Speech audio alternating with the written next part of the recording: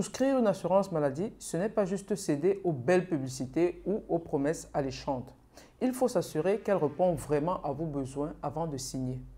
Alors, comment éviter les mauvaises surprises? Dans cette vidéo, je vais vous révéler 3 critères essentiels à vérifier absolument avant de choisir votre assurance santé.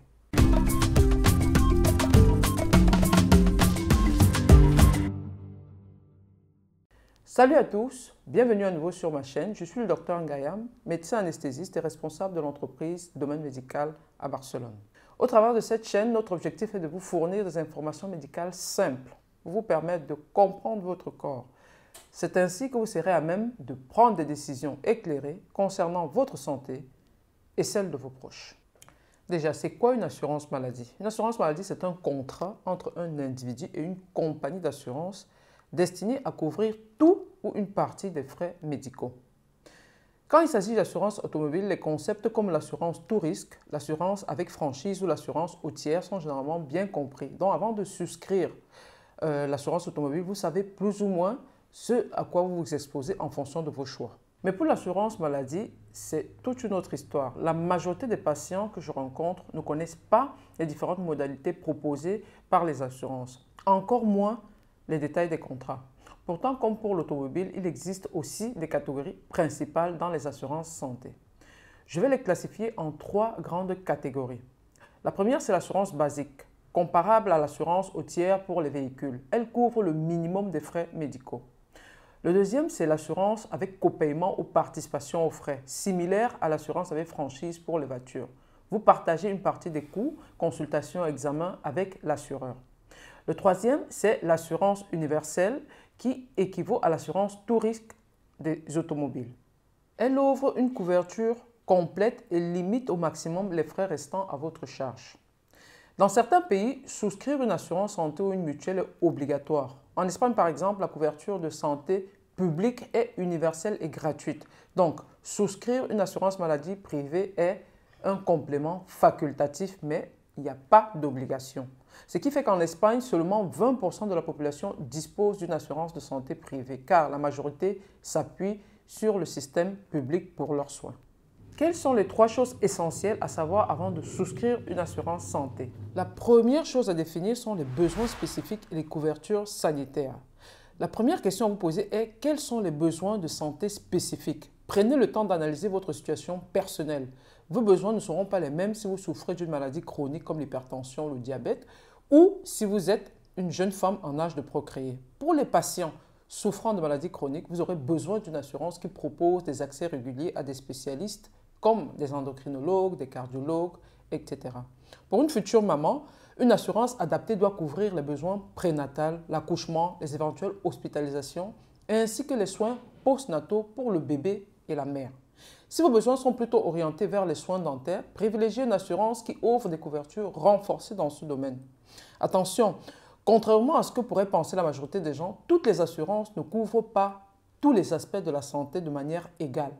Il est donc crucial de bien définir vos priorités avant de choisir votre contrat. Une assurance bien choisie est celle qui correspond à vos besoins réels et vos besoins évolueront au fil des années. Donc, n'hésitez pas à en parler avec votre assureur ou changer d'assurance pour l'adapter à vos besoins et garantir ainsi une meilleure prise en charge. Un autre point fondamental est de savoir quels sont les médecins, spécialistes et hôpitaux qui seront accessibles via votre assurance. Posez-vous les bonnes questions. Les hôpitaux partenaires sont-ils réputés pour la qualité de leurs soins? Sont-ils proches de votre domicile ou situés à des dizaines de kilomètres? Exemple, certaines assurances économiques ne travaillent qu'avec 1 ou 2 hôpitaux précis. Cela peut vous convenir si ces établissements sont proches de votre domicile, mais devient très contraignant s'ils sont à 50 ou 100 km. Les grandes assurances, quant à elles, offrent généralement un réseau plus large d'hôpitaux et de spécialistes. Ce qui importe alors est de vérifier que ces établissements disposent des médecins expérimentés et compétents dans les domaines qui vous concernent. La troisième chose à prendre en compte est la période de carence, qui est un délai pendant lequel certains soins ne sont pas pris en charge, même après la souscription de votre assurance. Concrètement, cela signifie que vous devez attendre un certain temps pour bénéficier de certaines prestations. La durée et les types de soins concernés varient selon les assurances. Un exemple. Pour la maternité, certaines assurances couvrent les frais liés à la grossesse uniquement si vous tombez enceinte au moins 9 mois après la souscription. Si vous souscrivez votre assurance le 1er janvier et tombez enceinte le 1er juin, les soins ne seront pas pris en charge. En revanche, si la grossesse débute après le 1er octobre, vous serez couverte. Donc, avant de signer, renseignez-vous sur les périodes de carence et assurez-vous qu'elles sont compatibles avec vos besoins actuels ou futurs. En conclusion, il est important de savoir ses besoins concrets, le cadre sanitaire et les périodes de carence avant de souscrire à une assurance. Cependant, comme bonus, je vais vous parler d'un concept aussi important que les précédents, les exclusions de garantie, les soins qui ne sont pas remboursés. En règle générale, les assurances ne couvrent pas les interventions purement esthétiques comme les chirurgies du nez, du sein ou la liposuction. Mais si cette chirurgie est secondaire, par exemple à un cancer de sein, elle peut couvrir la reconstruction de ce sein.